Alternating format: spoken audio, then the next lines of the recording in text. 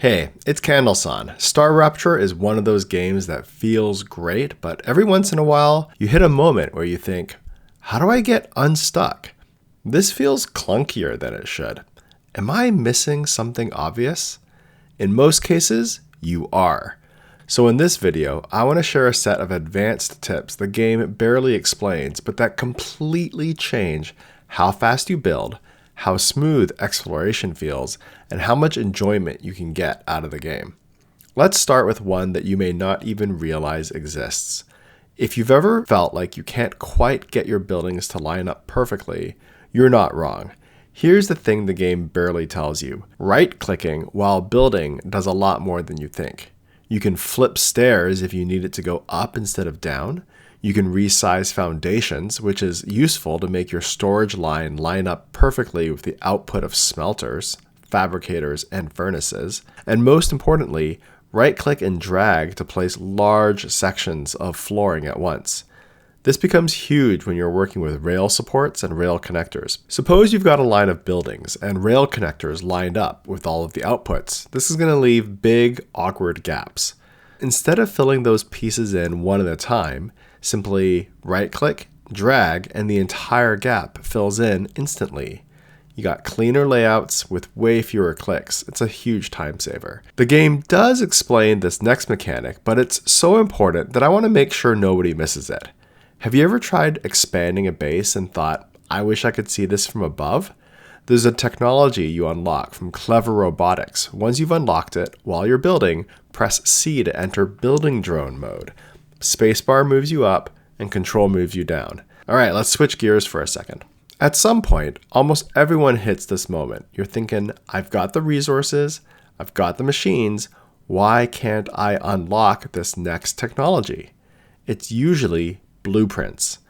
Blueprints aren't random drops. They're found through exploring the world. Based on a lot of searching, I don't think they drop from corpses, and I haven't found them in drone wrecks.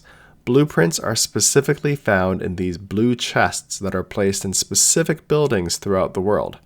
If your progression ever feels blocked, it's often the game nudging you outward to look. It's not asking you to grind harder, it's asking you to find these blue chests. And these blue chests are often a bit harder to get to, requiring you to climb up some buildings or towers, and sometimes it's kind of like a jumping puzzle. And these jumping puzzles can seem a bit tricky until you realize this game has double jump. And double jumping isn't just a great exploration perk that can help you get to those blue chests. It's also a base traversal perk. If you've got platforms in your base with wider gaps, double jump makes movement feel fluid. Now, double jumping does use stamina, but inside your base, who cares? Stamina basically isn't a limiting factor. I use this all the time. Unlike the other movement mechanic, which I'll also mention as a tip, sliding. Now, sliding sounds like a fun combat mechanic, but in practice, it's not really. While running with shift, tap on the crouch button, which is bound to the control key. This is going to initiate a slide. I haven't found it very useful during combat, but there is one situation where it kind of helps: going downhill. If you slide downhill, you maintain speed while regaining stamina. It's not essential, but good to know. Okay, now let's talk about something the map does show you, but doesn't explain. Caves are marked on the map, so they matter. But when you find one, how do you get inside? Shooting doesn't work. Mining doesn't work. Grenades don't work. That's because caves only open after a rupture.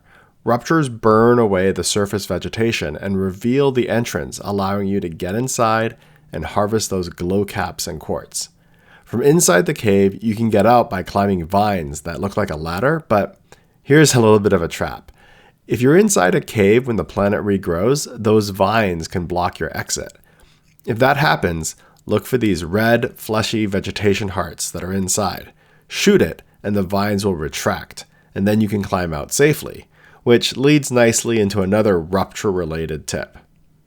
If you've ever been far from base when a rupture warning hits, it can feel stressful. It doesn't need to be. As long as you have a stack of building materials with you, you can use a meteorite heart or, farm one quickly. You have plenty of time. Build a dome, then build a habitat with an airlock, and step inside. You're completely safe. This turns ruptures from panic moments into non-events and makes exploration feel way more relaxed. Until you come across some enemies, of course. Now, when you're fighting bugs on this planet, make sure you keep an eye out for their telegraphed attacks. Leapers wind up before jumping. Spitters signal before firing. You can dodge these attacks by typing the Alt key once you see the telegraph. Alright, now for the biggest mindset shift in the game. If automation ever feels overwhelming, maybe you're thinking in machines instead of tiers. You've got tier 1, that's going to be your raw resources like titanium and wolframite. Then you have tier 2, which is basic processing like titanium bars and calcite blocks. Tier 3 is your assembled components like titanium rods or wolfram powder. And then tier 4 is higher order parts like ceramics and rotors. Each tier of material is made from things in the previous tiers. So for example, tier 4 is made entirely from things that are in tier 1, 2, or 3. The exact machines matter less than the flow. So here's my rule of thumb. I set up my base so that every machine has only one job, and then I give myself lots of space, and everything flows forward. Don't worry about whether something is going to be a furnace or a fabricator in tier 3 or tier 4 area. Simply focus on what tier is the material that I'm trying to make, and then have things flow through accordingly. There are many ways to build. This is just the easiest mental model I've found, but you do you, figure it out. That's part of the fun of a factory automation game. I don't like having lots of junk in my inventory, but after switching the recipe on cargo launches, the game dumps all these excess unsent items to your inventory. Ugh! There are lots of ways to deal with this. First, check the recipe station. A lot of times, the excess material can be used to help develop and research another recipe. That's the fastest and most efficient use of these excess materials. Another thing you can do is create a dump chest.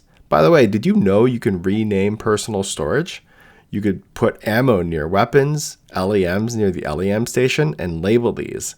So just mark one of your personal storages as a dump chest and call it a day. But if you don't like pack ratting all of that stuff, well, personally, I love creating buffer storage. At the output of every machine, I put a storage unit and right-click on the slots to set a request limit. I set the capacity between about 25 and 50% of what the entire storage unit could hold. So that usually means 100 on the first slot, and then I set the other 3 slots to around 1. Then, when I have excess materials, I can always come back to this storage unit and place my excess materials directly into the factory line so that they'll get pulled for immediate use. No waste. But from a practical standpoint, you could just drop excess items on the ground. This is another way to get rid of them, but my brain has a hard time bringing myself to do this.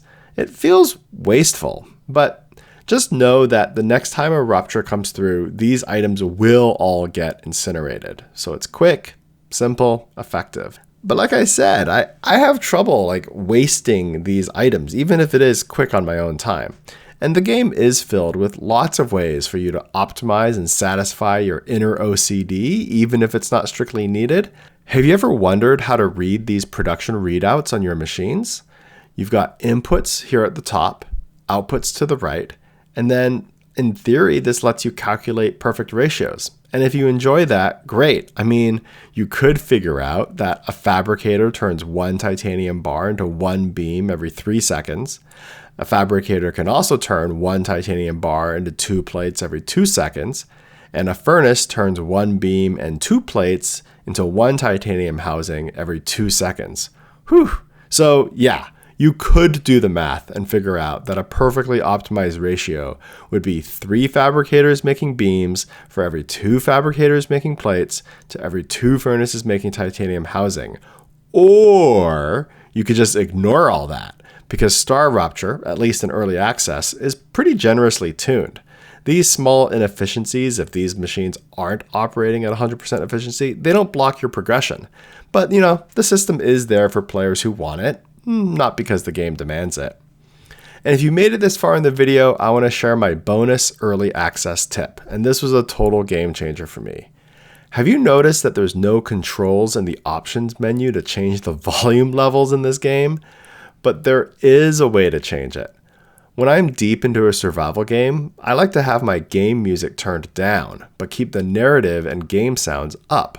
So if you're like me and want loud game sounds but no music, you can edit the config file directly. Open up your user data folder. For me, this is on my C drive, users Wyatt. Navigate to app data, local, StarRupture, saved, config, Windows, and in there you'll find game user settings.ini. Open that up in Notepad or any other text editor and look for a value called music volume. You can change that to any value you want. 0.0 if you want it completely off. I like to put mine around 0.1 so I just get a hint of music, but it's really soft. I mean, I like the music in this game. I just don't want it competing with voice chat during long multiplayer gaming sessions. If even one of these tips saved you some time or frustration, great. And if you're new to the game, go check out my 21 tips for new players next. Thanks for watching, and happy StarRupturing.